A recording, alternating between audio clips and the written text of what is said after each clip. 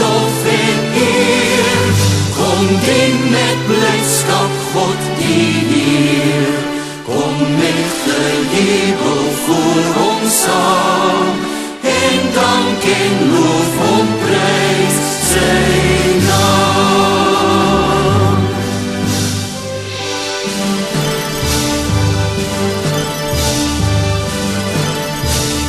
Erken die God en sy gesag, hy hou oor ons sy kudde wag. Laat ons as volk die Heer aanbid, hy het ons gemaak as sy besit.